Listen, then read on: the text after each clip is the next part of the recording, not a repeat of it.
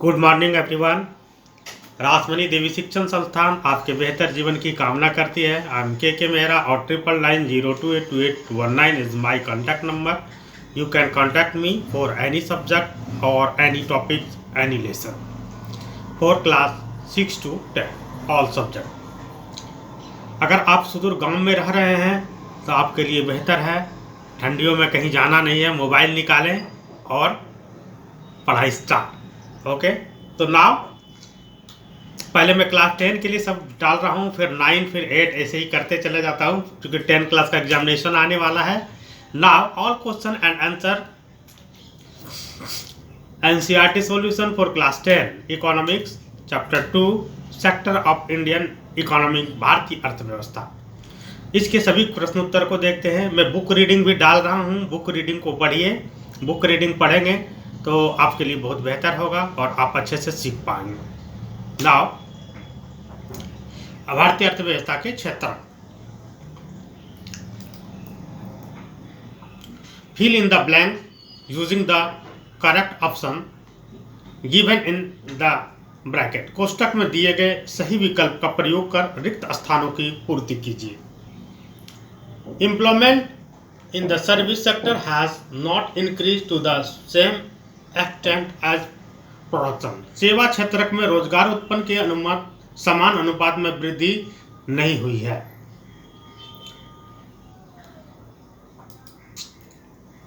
Now the second, worker in the territorial sector do not produce good।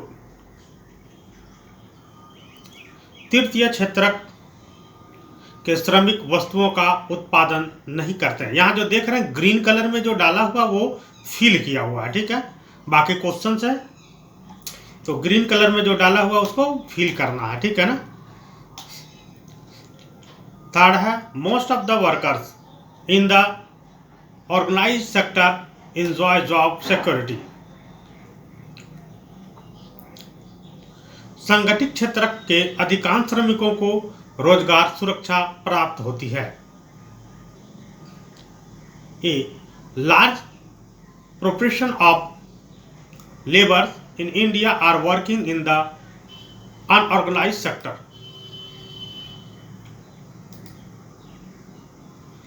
Bharat में बड़े अनुपात में श्रमिक असंगठित क्षेत्र में काम कर रहे हैं।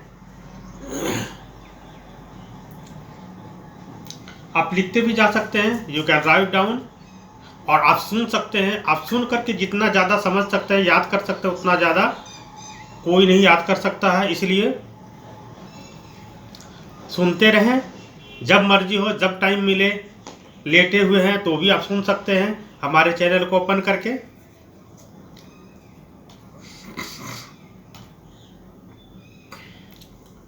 Cotton is a natural product and cloth is a manufacture product.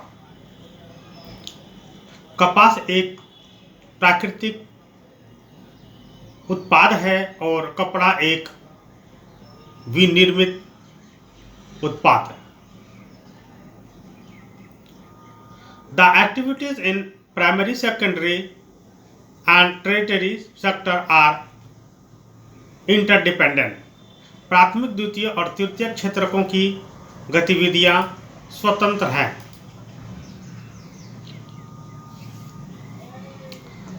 Now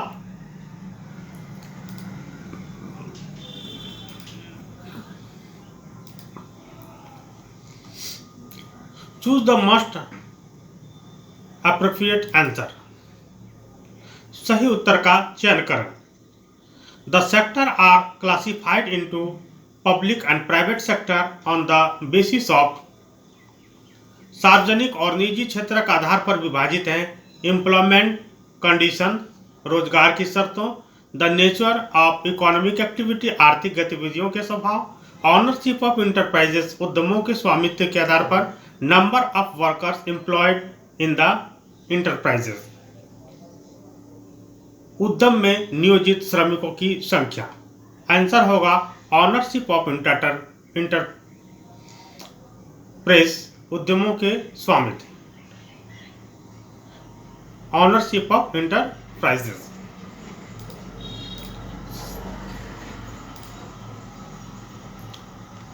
Production of a commodity, mostly through the natural process, is an activity in that sector.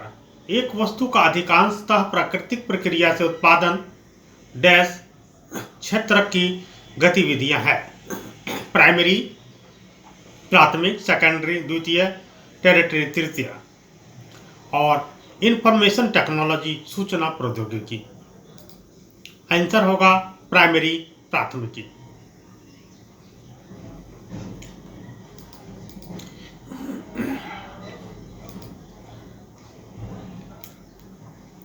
GDP is the total value of product during a particular year.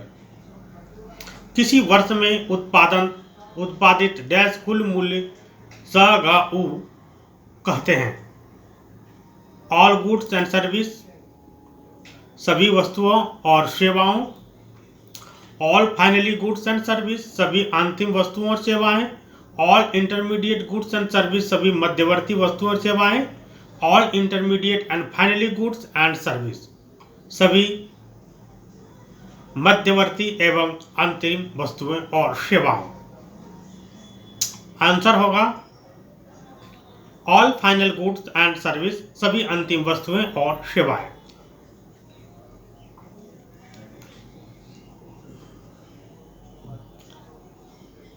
Next है in terms of GDP the share of territory sector in 2003 is SGU के पदों में वर्ष 2013-14 के बीच तृतीय क्षेत्र की हिस्सेदारी प्रतिशत है।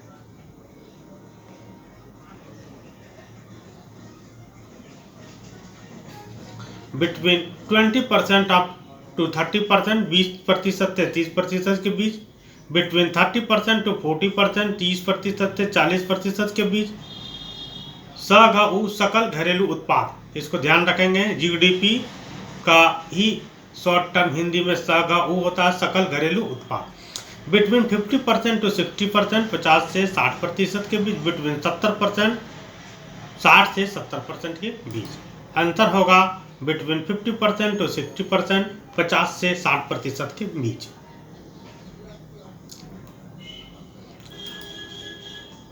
निम्नलिखित को मेल कीजिए। कृषि क्षेत्र समस्याएं, कुछ संपादित उपाय है। असिंचित भूमि, फसलों का कम मूल्य, कर्ज भार, मंदी काल में रोजगार का अभाव, कटाई के तुरंत बाद स्थानीय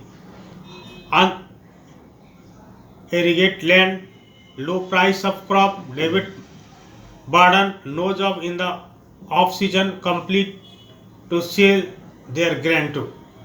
इधर है कुछ संभावित उपाय। कृषि आधारित मिलों की स्थापना, सेटिंग अप एग्रो बेस्ड मिल, सरकार द्वारा खाद्यान्नों की वसूली, कोऑपरेटिव मार्केटिंग सोसाइटी, सहकारी विपणन समितियां,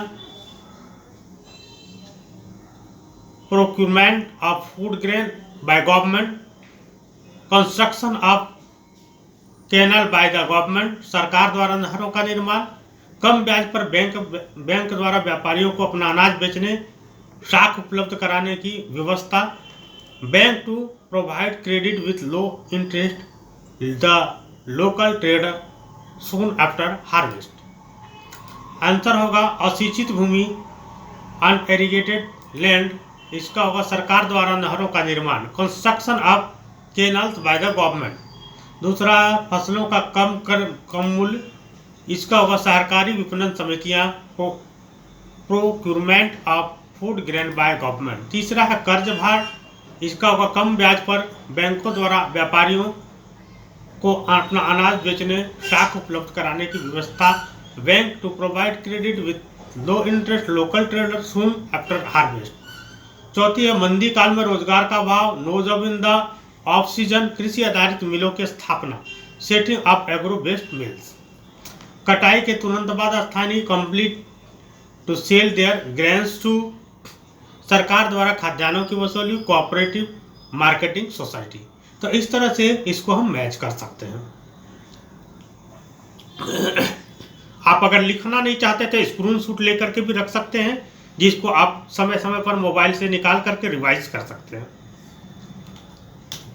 नाउ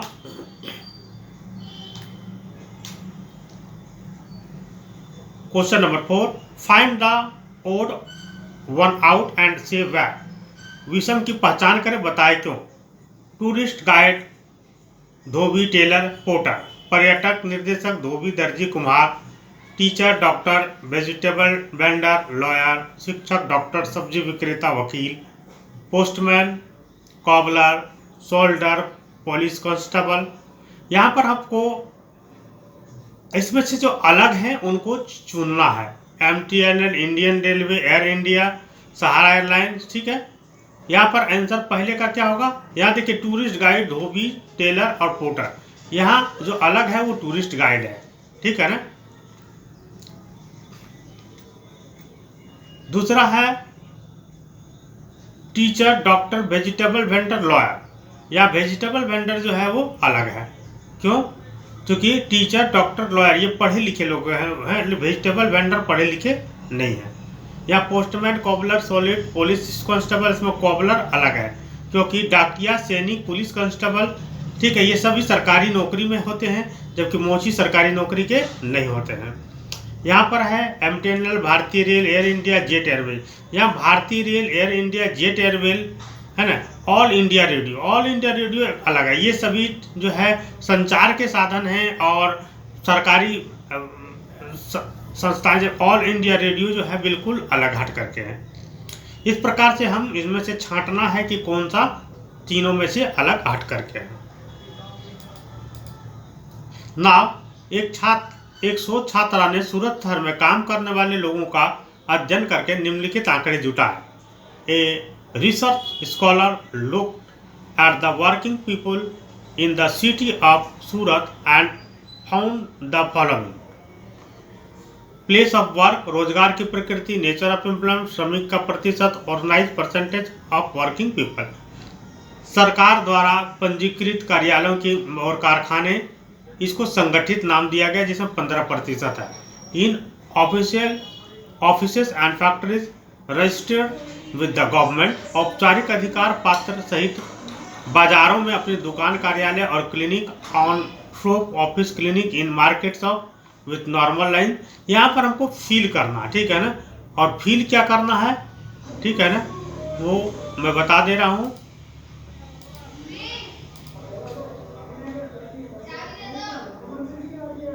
ये फील करना, ठीक है ना।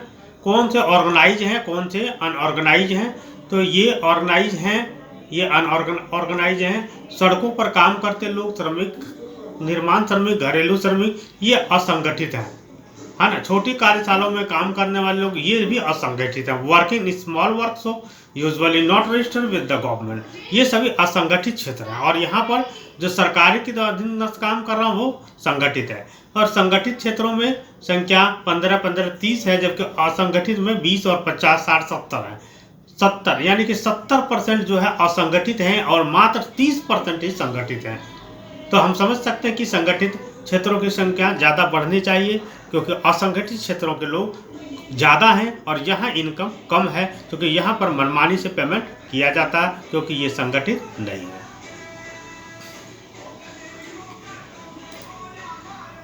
बुक रीडिंग पढ़ेंगे इस चैप्टर के, तो आपको सब समझ में आ जाएगा, या खुद बुक रीडिंग करें। Do you think the classification of economic activities into primary, territories and secondary is useful? Explain how. क्या आप मानते हैं कि आर्थिक गतिविधियों का प्राथमिक, द्वितीयक एवं तृतीयक क्षेत्रों में विभाजन की उपयोगिता है? व्याख्या कीजिए कि कैसे। Answer: The classification of economic activities into primary, secondary and tertiary sector is helpful as mentioned below. उत्तर: आर्थिक गतिविधियों का प्राथमिक, द्वितीयक और तृतीयक क्षेत्रों में वर्गीकरण नीचे बताए अनुसार सहायक है। It provides information on how and where the people of a country are employed. For example, in India 2000, the share of primary sector in employment was not 60%, either more than other sector. यह जानकारी प्रदान करता है कि किस देश के लोगों को कैसे और कहां नियोजित किया जाता है। उदाहरण के लिए 2000 में भारत में रोजगार में प्राथमिक क्षेत्र की हिस्सेदारी लगभग 60% थी, जो अन्य क्षेत्रों की तुलना में अधिक थी। It also helps in ascertaining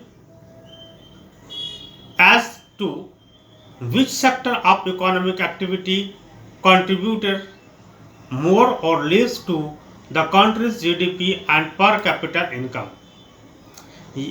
यह पता लगाने में भी मदद करता है कि आर्थिक गतिविधि का कौन सा क्षेत्र देश का जीडीपी और प्रति व्यक्ति आय में अधिक या कम योगदान देता है।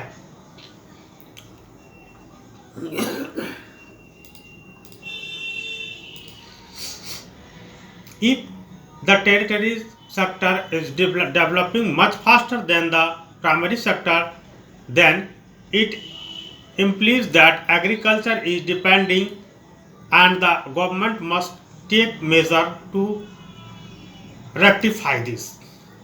यदि तृतीय क्षेत्र प्राथमिक क्षेत्र की तुलना में बहुत तेजी से विकसित हो रहा तो इसका मतलब है कि कृषि में कमी आ रही है और सरकार को इसे सुधारने के लिए उपाय करने चाहिए।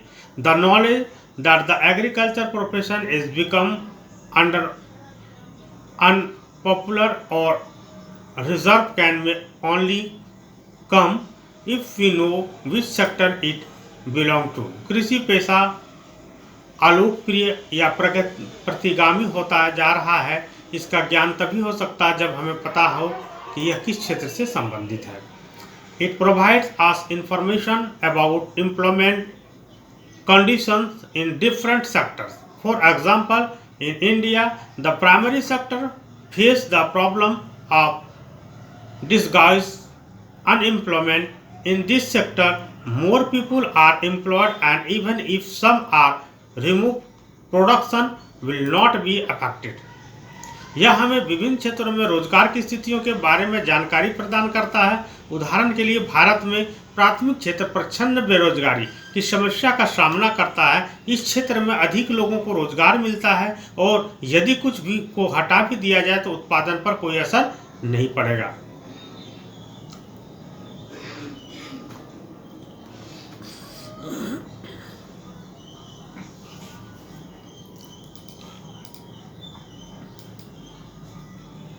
It provides us the information about progress in different sectors. For example, in the importance of the territory sector has increased due to various factors, need for basic service and the coming of IT service. यह हमें विभिन्न क्षेत्रों में प्रगति के बारे में जानकारी प्रदान करता है। उदाहरण के लिए बुनियादी सेवाओं की आवश्यकताओं और आईटी सेवाओं के आने से विभिन्न कारकों के कारण तृतीय क्षेत्र का महत्व बढ़ गया है। In view of the above factor, it is necessary to classify economic activity into 3 sector: smooth economic administration and development. उपरोक्त कारकों को ध्यान में रखते हुए सुचारू आर्थिक प्रशासन और विकास के लिए आर्थिक गतिविधियों को 3 क्षेत्रों में वर्गीकृत करना आवश्यक है।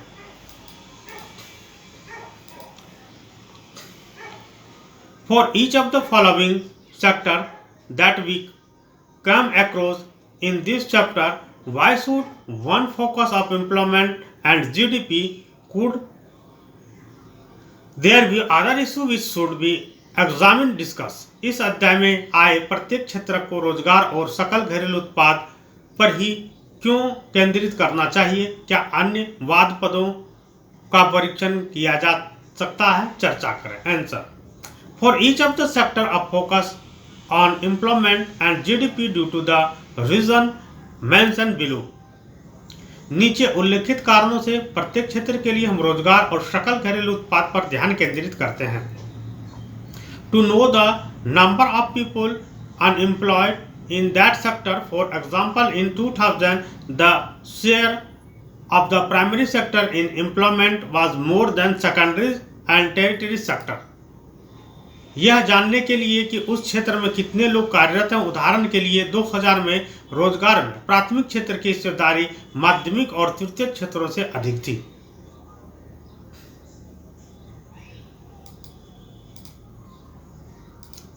Now, to know the share of each sector in the GDP, for example, in 2000, the share of the territory sector was more than that of the agriculture sector and secondary sector in the GDP. GDP में हर sector की हिस्सेदारी जानने के लिए उदाहरण के लिए 2000 में सकल घरेलू उत्पाद में तृतीय क्षेत्र की हिस्सेदारी कृषि क्षेत्र और द्वितीय क्षेत्र से अधिक थी। By focusing on GDP and employment we can draw conclusion regarding the generation of new employment opportunity in various sectors and take necessary step accordingly। GDP और रोजगार पर ध्यान केंद्रित करके हम विभिन्न क्षेत्रों में रोजगार के नए अवसर के सृजन के संबंध में निष्कर्ष निकाल सकते हैं और उसके अनुसार आवश्यक कदम उठा सकते हैं।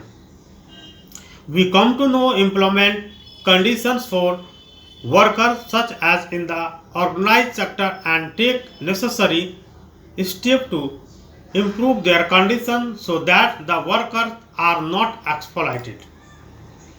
हम असंगठित क्षेत्र जैसे श्रमिकों के लिए रोजगार की स्थिति को जानते हैं और उसकी स्थिति में सुधार के लिए आवश्यक कदम उठाते हैं ताकि श्रमिकों को शोषण ना हो सके।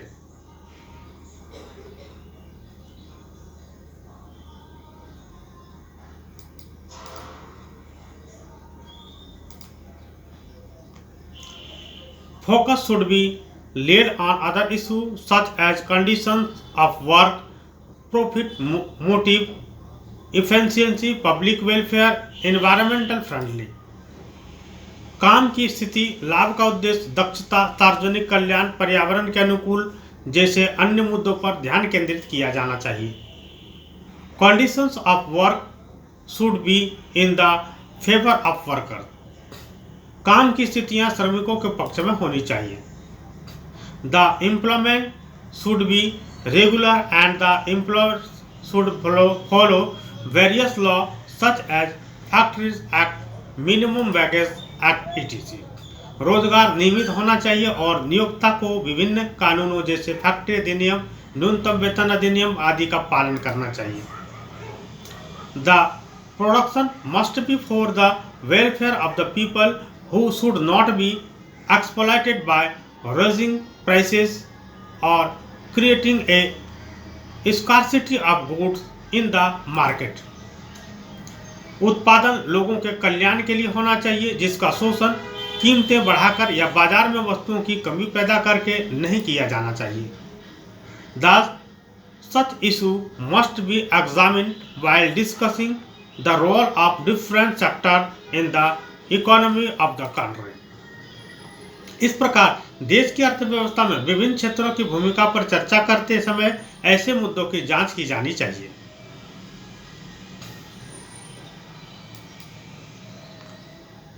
Question number 8, make a long list of all kind of work that you find adults around you going for living। in what way can you classify them? explain your choice। जीविका के लिए काम करने वाले अपने आसपास के वयस्कों के सभी कार्यों की लंबी सूची बनाइए। उन्हें आप किस तरीके से वर्गीकृत करते हैं, अपने चयन की व्याख्या कीजिए। The answer, the activities perform by human being for a living are classified into 3 sector, primary sector and territory. मनुष्य द्वारा जीविकोपार्जन के लिए की जाने वाली गतिविधियों की 3 क्षेत्र में वर्गीकृत किया गया, प्राथमिक, द्वितीयक और तृतीयक। When we see people around us, we can classify their employment sector in either of the 3 classification। जब हम अपने आसपास के लोगों को देखते हैं तो हम उनके रोजगार क्षेत्र को 3 वर्गीकरणों में से किसी एक वर्गीकृत कर सकते हैं। Activities like cleaning, agriculture, selling vegetables are example of the primary sector। सफाई, कृषि, सब्जियां बेचना जैसे गतिविधियां प्राथमिक क्षेत्र के उदाहरण हैं। Manufacturing of goods in an example of the secondary sector. वस्तुओं का विनिर्माण द्वितीय क्षेत्र के उदाहरण हैं। Teaching, mining, banking, transportation are all example of territories. शिक्षण संस्थाएं, बैंकिंग और परिवहन सभी तृतीय क्षेत्र में आते हैं।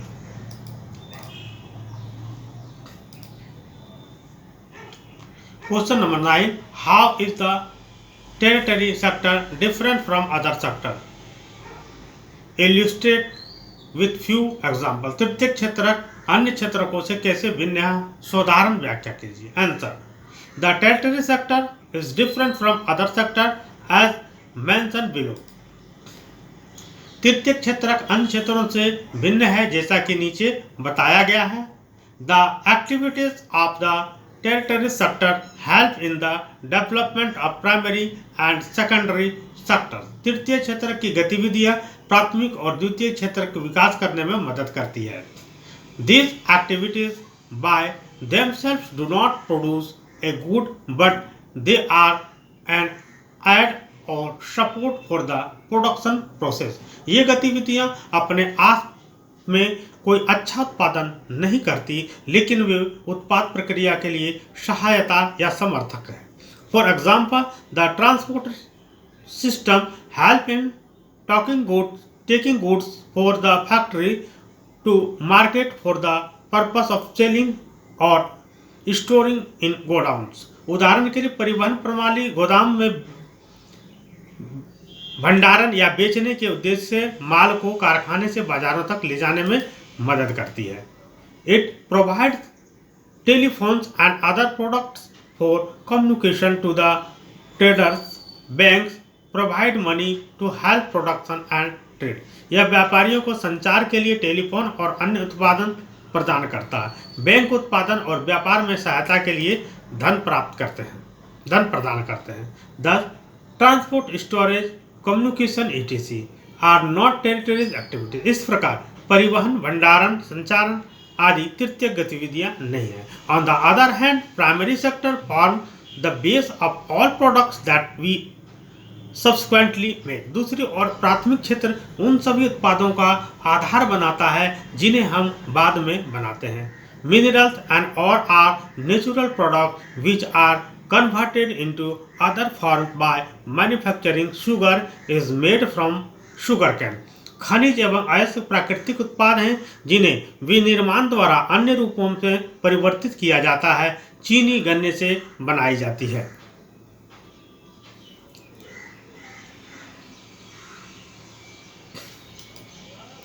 Now the next question number 10.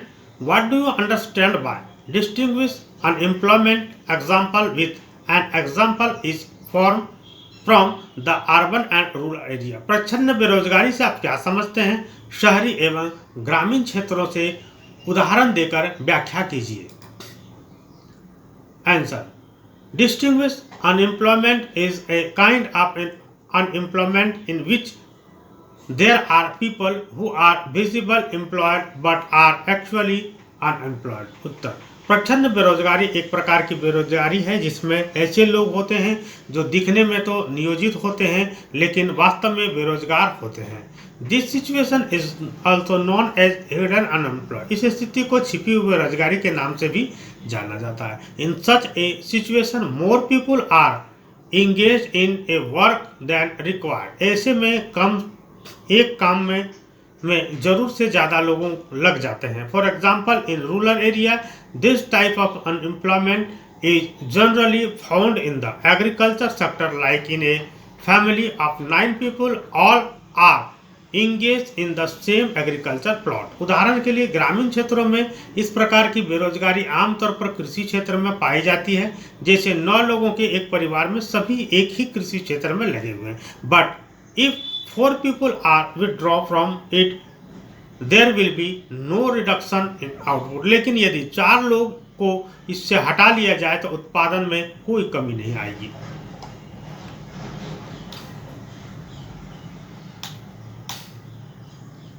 Now the next. So these 4 people are actually disguisedly employed.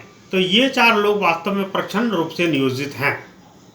In urban areas this type of unemployment can be seen mostly in service sector such as in a family all members are engage in one PT shop or a small business which can be managed by less number of person. शहरी क्षेत्रों में इस प्रकार की बेरोजगारी उत्पाद ज़्यादातर सेवा क्षेत्रों में देखी जा सकती है. जैसा कि एक परिवार में सभी सदस्य एक छोटी सी दुकान या छोटे व्यवसाय में लगे होते हैं जिसे कम संख्या में व्यक्ति द्वारा प्रतिबंधित किया जा सकता है.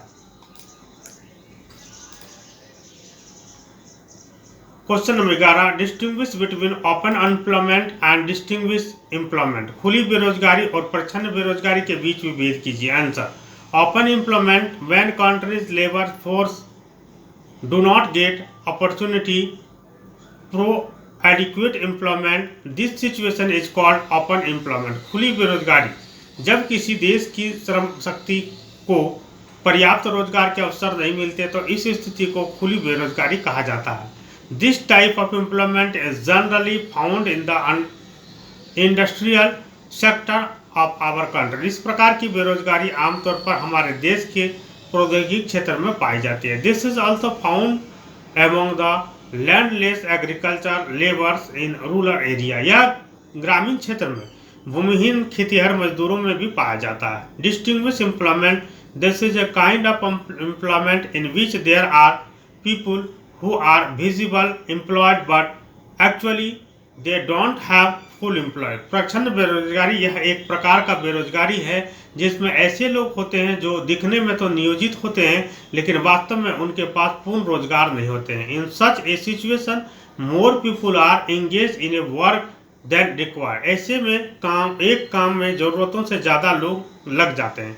This type of employment is generally found in unorganised sector where either work is not constantly available or too many people are employed for the same work that does not require so many hands. इस प्रकार की बेरोजगारी आमतौर पर असंगठित क्षेत्र में पाई जाती है जहां या तो काम लगातार उपलब्ध नहीं होता या एक ही काम के लिए बहुत सारे लोग नियोजित किए जाते हैं जिसके लिए इतने अधिक हाथों की आवश्यकता नहीं होती है।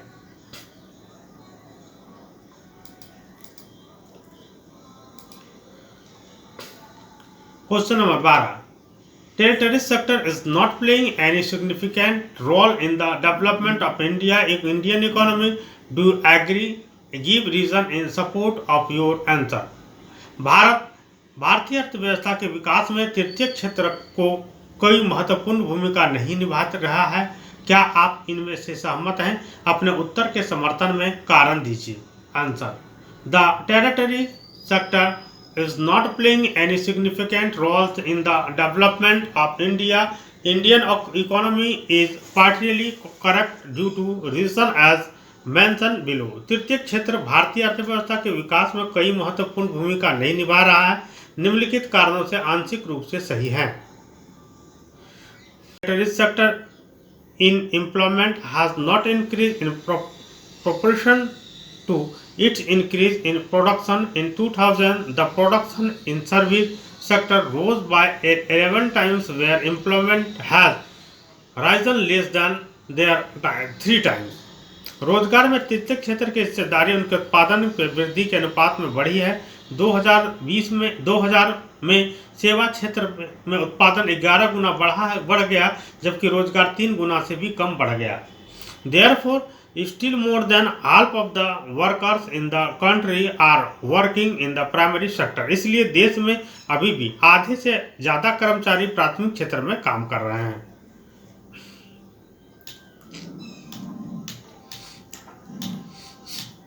Now, new service such as based on information technology have become important, but not all the services of the service sector are growing well.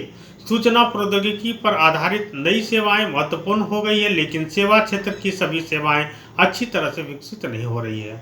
At one end are highly skilled and educated workers, but on the other end there are a very large number of workers engaged in service such as smaller shopkeepers, repair across एरोसन transport person. एक छोर पर अत्यधिक कुशल और शिक्षित श्रमिक हैं लेकिन दूसरे छोर पर छोटे दुकानदारों, मरम्मत करने वाले, परिवहन व्यक्तियों जैसे सेवाओं में लगे श्रमिकों की बड़ी संख्या है। These persons barely manage to earn a living and yet they perform this service because no alternative opportunities for work are available to them.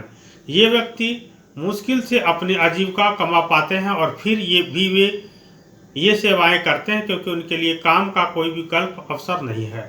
Such person can not play any important role in the development of the Indian economy. ऐसे व्यक्ति भारतीय अर्थव्यवस्था के विकास में कोई महत्वपूर्ण भूमिका नहीं निभा सकते हैं। It is this part of service sector that is not growing in importance. यह सेवा क्षेत्र का वह हिस्सा है जिसका महत्व नहीं बढ़ रहा है।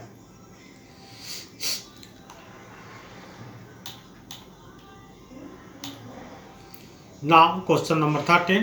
Service sector in India employs two different kind of people. Who are these? Bharat में सेवा क्षेत्र दो विभिन्न प्रकार के लोग नियोजित करते हैं। ये लोग कौन हैं? Answer: the service sector in India employed the following two different kinds of people.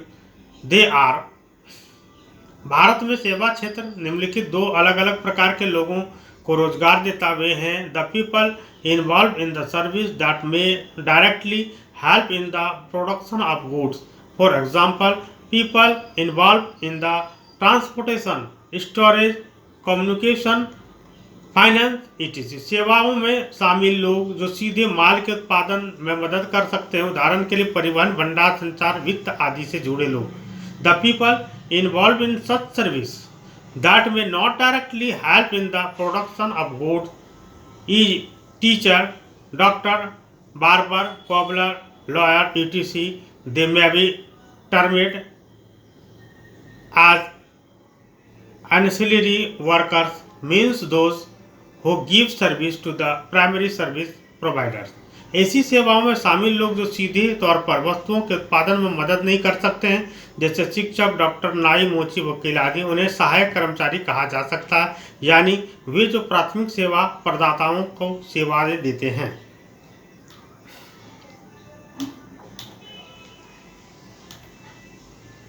Now question number 14. Workers are exploited in the unorganized sector.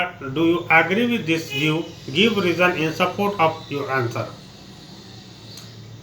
असंगठित क्षेत्र में श्रमिकों को शोषण किया जाता है। क्या आप इस विचार से सहमत हैं? अपने उत्तर के समर्थन में कारण दीजिए। Yes, workers are exploited in unorganized sector. This would be clean from the following point. हाँ, असंगठित क्षेत्रों में श्रमिकों का शोषण होता है, यह निम्नलिखित बिंदुओं से स्पष्ट होता है। There is no fixed number of working hours. The workers normally work 10 to 12 hours without paid overtime. काम के घंटों की कोई निश्चित संख्या नहीं होती। श्रमिक आमतौर पर बिना ओवरटाइम भुगतान के 10-12 घंटे काम करते हैं। They do not get other allowance apart from the daily wages. उन्हें दैनिक वेतन के अलावा अन्य भत्ते नहीं मिलते हैं। Government rules and regulation to protect the labourers are not followed there. There is no job security. वहाँ मजदूरों की सुरक्षा के सरकारी नियम कायदों का पालन नहीं किया जाता। नौकरी की कोई सुरक्षा नहीं है। Jobs are low paid. The workers in this sector are generally literate, ignorant and unorganized, so they are not a position to bargain or secure good wages। नौकरियां कम वेतन वाली होती हैं। इस क्षेत्र में काम करने वाले आमतौर पर अशिक्षित, अज्ञानी और असंगठित होते हैं, इसलिए वे मोल भाव करने या अच्छा वेतन पाने की स्थिति में नहीं हैं। Being very poor, they are always heavily in debt, so they can be easily made to accept lower wages। बहुत गरीब होने के कारण वे हमेशा भारी कर्ज में डूबे रहते हैं, इसलिए उन्हें कम वेतन स्वीकार करने के लिए आसानी से तैयार किया जा सकता है।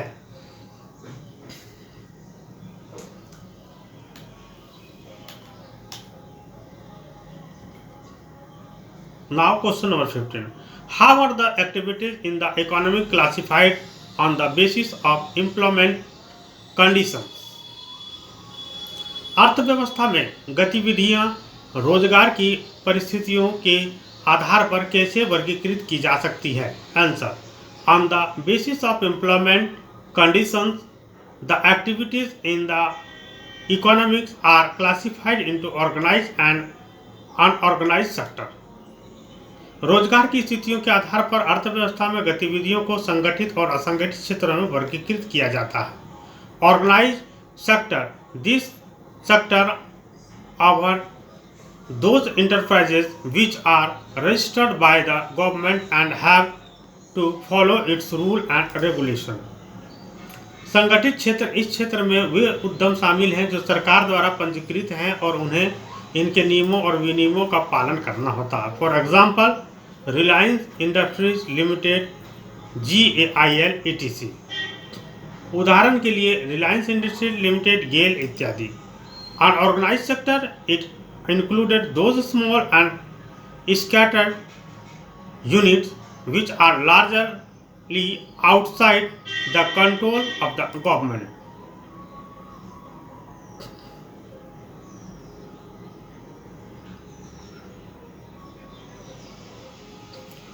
असंगठित क्षेत्र, जिसमें छोटे स्केल पर काम करने वाले लोग हैं, जो बहुत लार्ज मात्रा में सरकार द्वारा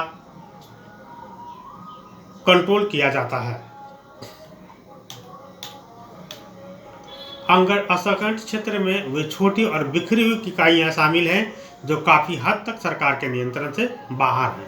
throw there are rules and regulation but these are never followed here. वे तो यहाँ नियम कायदे हैं लेकिन इनका पालन यहाँ कभी नहीं किया जाता है। For example, casual workers in construction, shops etc। in this sector there is no job security and the conditions of employment are also very tough। उदाहरण के लिए निर्माण दुकानों आदि में आकस्मिक श्रमिक, इस क्षेत्र में नौकरी की कोई सुरक्षा नहीं है और रोजगार की स्थितियां भी बहुत कठिन है।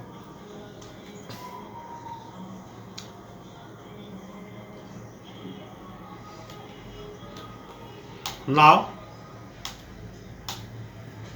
Question number 16. Compare the employment conditions prevailing in the organized and unorganized sector। असंगठित और असंगठित क्षेत्रों में विद्यमान रोजगार परिस्थितियों की तुलना करें। Answer. The employment conditions prevailing in the organized and unorganized sector are vastly different। असंगठित और असंगठित क्षेत्रों में रोजगार की स्थितियां बहुत भिन्न है। The organized sector has companies registered with the government and hence it offers job security, paid holidays, pensions, health and other benefits, fixed working hours and extra pay for overtime workers। संगठित क्षेत्र में सरकार के साथ पंजीकृत कंपनियां हैं और इसलिए यह नौकरी की सुरक्षा, सेवा, तकनीक, छुट्टियां, पेंशन, स्वास्थ्य और अन्य लाभ, निश्चित काम के घंटे और ओवरटाइम काम के लिए अतिरिक्त वेतन प्रदान करता है। On the other hand, the unorganised sector is a host of opposites.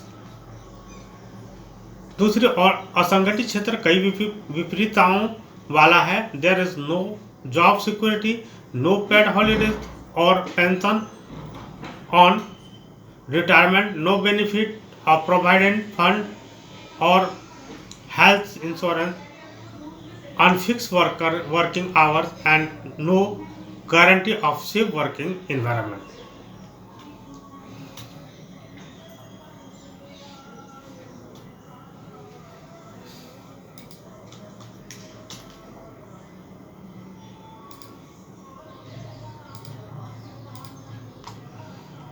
Question number 16. Compare the employment conditions prevailing in the organized and unorganized sector। संगठित और असंगठित क्षेत्र में विद्यमान रोजगार परिस्थितियों की तुलना करें। Answer.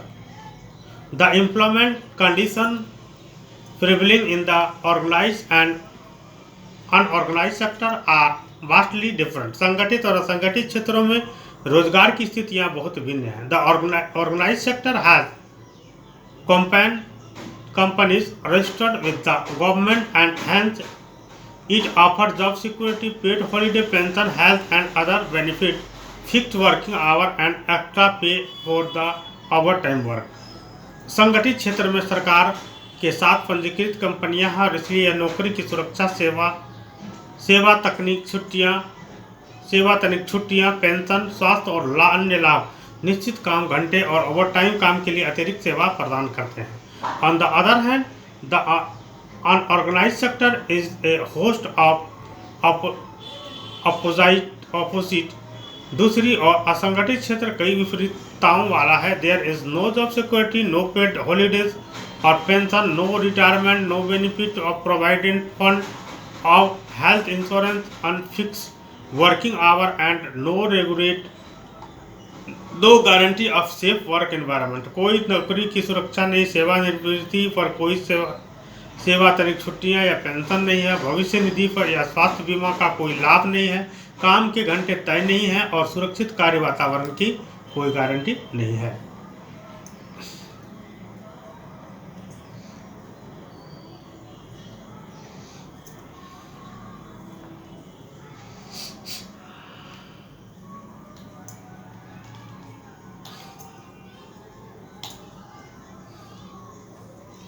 Explain the objective of implementing the NREGA 2005। MNREGA 2005 के उद्देश्यों की व्याख्या कीजिए।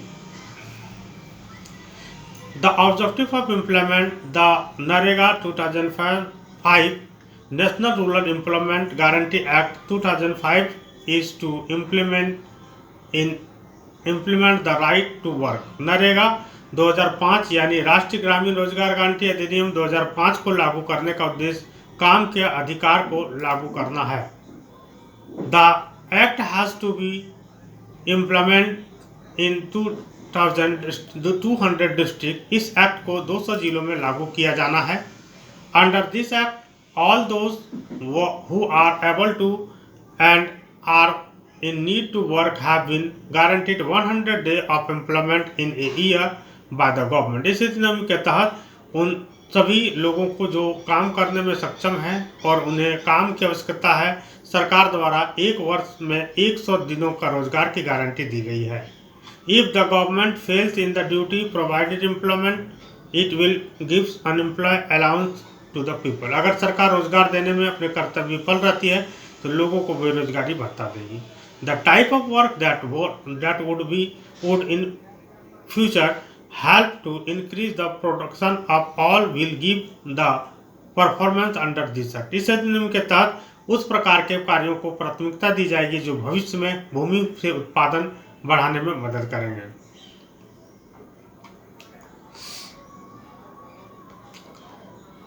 Using an example from your areas, compare the construction and activities and the function of private and public sector। अपने क्षेत्र से उदाहरण लेकर सार्वजनिक निजी क्षेत्र गतिविधियों एवं कार्यों की तुलना तथा विभाजन कीजिए।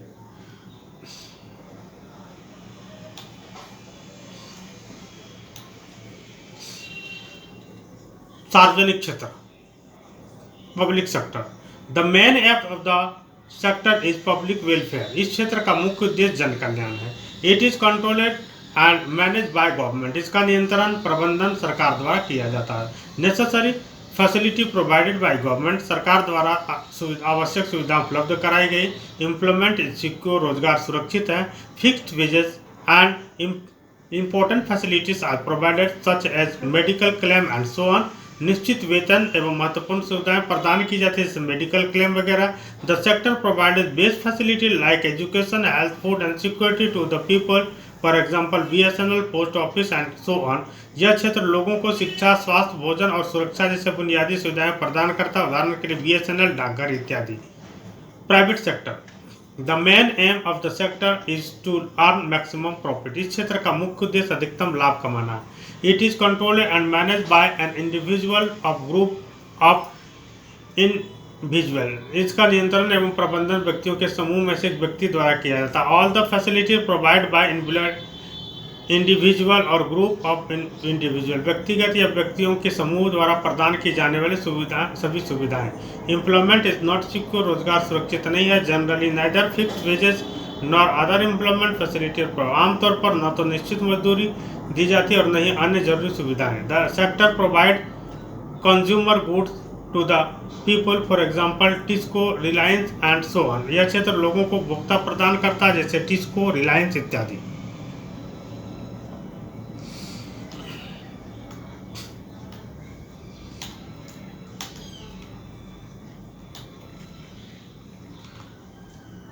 अपने क्षेत्रों में एक उदाहरण देकर निम्न तालिका को पूरा कीजिए। Discuss and fill and following table given example such as your area.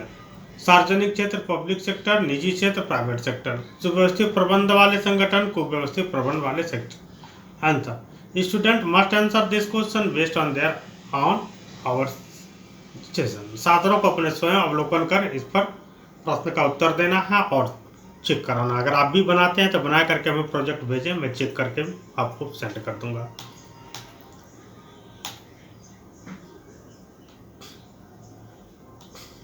Give 3 examples of public sector activities and explain why the government has taken of them. सार्वजनिक क्षेत्रों की गतिविधियों के कुछ उदाहरण दीजिए और व्याख्या कीजिए सरकार द्वारा इन गतिविधियों का कार्यान्वयन क्यों किया जाता है। द एग्जाम्पल आर, उदाहरण है railways. The government has taken up it to the following reason. Railway सरकार ने इसलिए निम्नलिखित कारणों से लिया है। Only the government can invest large sum of money on the public project with long gestation provide. केवल सरकार ही लंबी अवधि तक सरकारी परियोजनाओं बड़ी रकम निवेश कर सकती है। To ensure and provide transportation to cheap rate, NTPC, the government has take up it to provide electricity to at a lower rate than the actual cost of production. This aim is to protect and encourage the private sector, especially small scale industry. सस्ती दर पर परिवहन सुनिश्चित करना और उपलब्ध कराना। NTPC सरकार ने उत्पादन की वास्तविक लागत से कम दर पर बिजली उपलब्ध कराने के लिए उसे उठाया। इसका उद्देश्य निजी क्षेत्र, विशेषकर लघु उद्योगों की रक्षा करना और उन्हें प्रोत्साहित करना है। AIIMS, to provide quality health service to reasonable cheap rate was the main purpose of the government to start this. AIIMS, उचित सस्ती दर पर गुणवत्तापूर्ण स्वास्थ्य सेवाएं प्रदान करना, इसे शुरू करने का सरकार का मुख्य उद्देश्य था।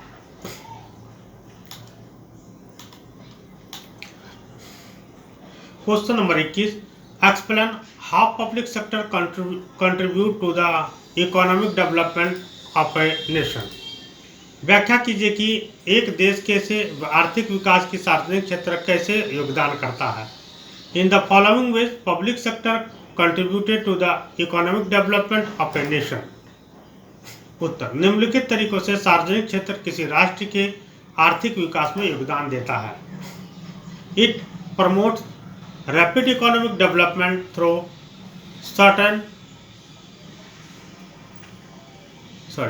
creation of and expansion of infrastructure। यह बुनियादी ढांचों के निर्माण और विस्तार माध्यम से तेजी आर्थिक विकास को बढ़ावा देता है।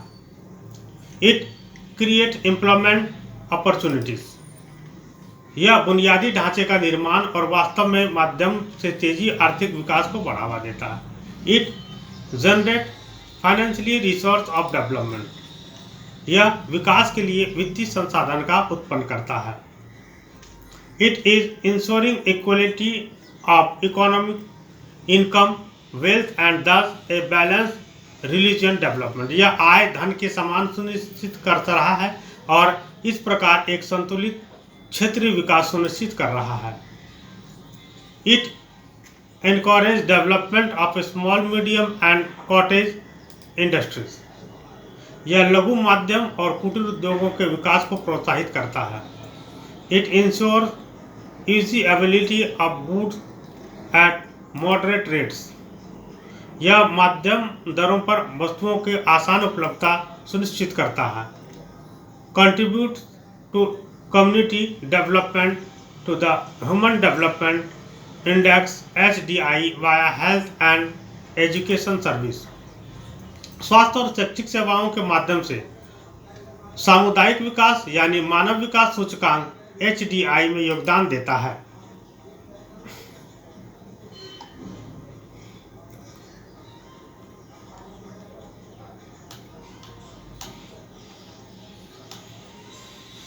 Now question number 22, The workers in the unorganized sector need protection on the following issue: wages, safety and health. Explain with example. असंगठित क्षेत्र के श्रमिकों को निम्नलिखित मुद्दों पर संरक्षण की आवश्यकता है: मजदूरी, सुरक्षा और स्वास्थ्य। उदाहरण सहित व्याख्या कीजिए।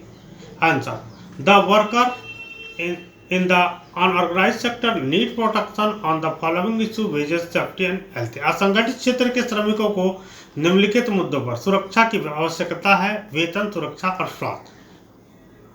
In the construction sector, laborers are employed on a daily basis, hence they have no job security. निर्माण क्षेत्र में मजदूरों को दैनिक आधार पर नियोजित किया जाता है, इसलिए उनके पास कोई नौकरी सुरक्षा नहीं है।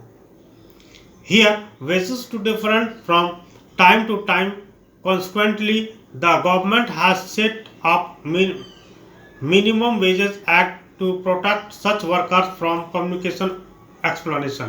यहाँ वेतन भी समय समय पर भिन्न भिन्न होता है। नतीजतन सरकार ने ऐसे श्रमिकों को आर्थिक शोषण से बचने के लिए न्यूनतम मजदूरी अधिनियम स्थापित किया है।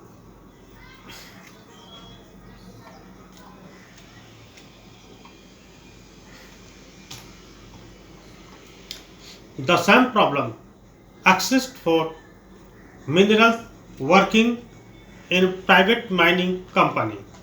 निजी खनन कंपनियों में काम करने वाले खनिकों के लिए यह भी समस्या भी मौजूद है। Their safety is secondary to the company's profit, and as a result, many miners suffer grievous injuries and may at times even die due to indicate safety gear and norms.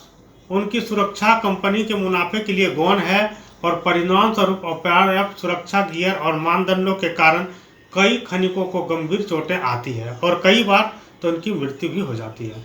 Government of most nation have now laid down strict rules for private enterprises to ensure worker safety.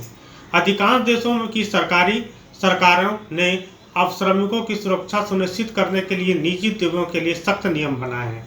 Most companies in the unorganised sector do not provide health insurance to their employees. असंगठित क्षेत्र की अधिकांश कंपनियां अपने कर्मचारियों को स्वास्थ्य बीमा प्रदान करती हैं.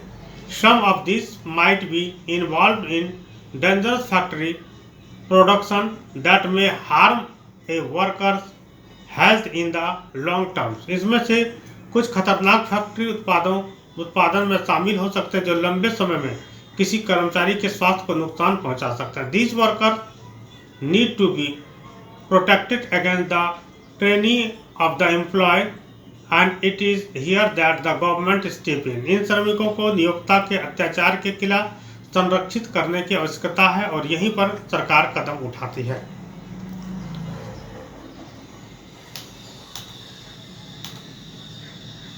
Question number 3. A study in Ahmedabad found that out of 150,000 workers in the city, 110,000 workers is the unorganized sector. The total income of the city in the year 1997-1998 was the 60,000 million. Out of this, 32,000 million was generated in the organized sector. Present this data as a table. What kind of ways should be thought of for generating more employ in the cities. Ahmedabad में किए गए अध्ययन में पाया गया कि नगर के 1,15,00,000 श्रमिकों में से 11 लाख श्रमिक असंगठित क्षेत्रों में काम करते थे. वर्ष 1997-98 नगर की कुल आय 600 करोड़ रुपए थी. इसमें से 320 करोड़ रुपए संगठित क्षेत्र से प्राप्त थे. इस आंकड़ों के तालिका में प्रदर्शित कीजिए. नगर और अधिक रोजगार सृजन के लिए किन तरीकों से विचार किया जा सकता है. Answer. Ways to generate more employment city of Ahmedabad have to be provided by the government specially in the unorganised sector. Ahmedabad शहर में अधिक रोजगार पैदा करने के तरीके सरकार द्वारा उपलब्ध कराने होंगे, खासकर असंगठित क्षेत्र में। As the table shows the organised sector earning are much higher than that the unorganised sector, even through the latter employ almost 80% of the city worker. जैसा कि तालिका में उसे पता चलता है, संगठित क्षेत्र की कमाई असंगठित क्षेत्र की तुलना में बहुत अधिक है, भले ही असंगठित क्षेत्र शहर के लगभग 80% श्रमिकों को रोजगार देता है। More companies need to be brought under the roof of the organized sector so that workers from the unorganized sector are attracted to job there with higher and more secure wages। अधिक कंपनियों को संगठित क्षेत्र के छत के नीचे लाने की आवश्यकता है ताकि असंगठित क्षेत्र के श्रमिक उच्च और अधिक सुरक्षित वेतन वाली सरकारी वाली नौकरियों पर आकर्षित हो। For this the government must provide loans and aid to companies transferring from unorganized to organized sector। इसके लिए सरकार को संगठित असंगठित क्षेत्रों में स्थानांतरित होने वाली कंपनियों को ऋण और सहायता प्रदान करनी चाहिए।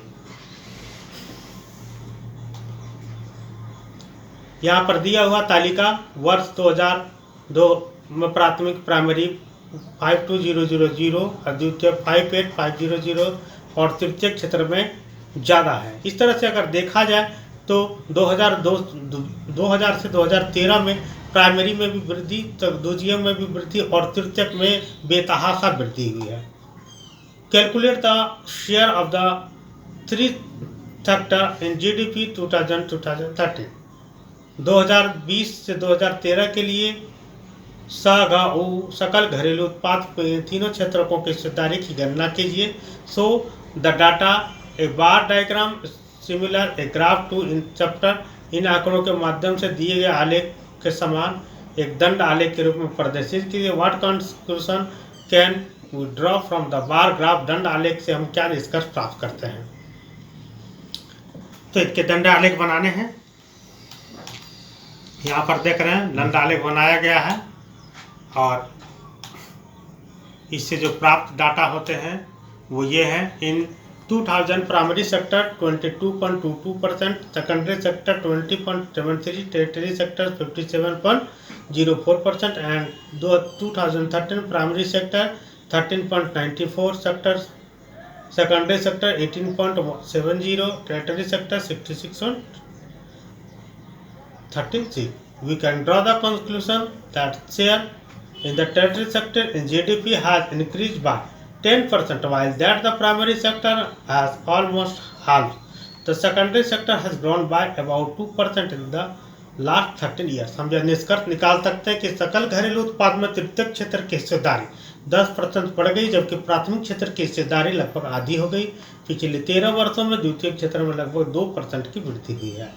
यहाँ पर अब देख सकते हैं ग्राफ बना हुआ है। ये प्राइमरी सेक्टर है, ये द्वितीय सेक्टर है, ये तृतीय सेक्टर है। यानी कि 2000 से 2013 में प्राइमरी सेक्टर घटा है, द्वितीय सेक्टर लगभग बराबर है और तृतीय सेक्टर जो है ये बढ़ा है।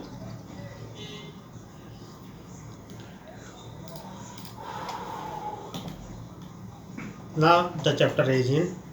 Thank you everyone to watch the video और इसे शेयर करें और लोगों को और स्टूडेंट को इनको इस वीडियो को शेयर करें ताकि इसका लाभ ले सकें। आप अपने फेसबुक व्हाट्सएप के द्वारा भी इसे शेयर कर सकते हैं। धन्यवाद।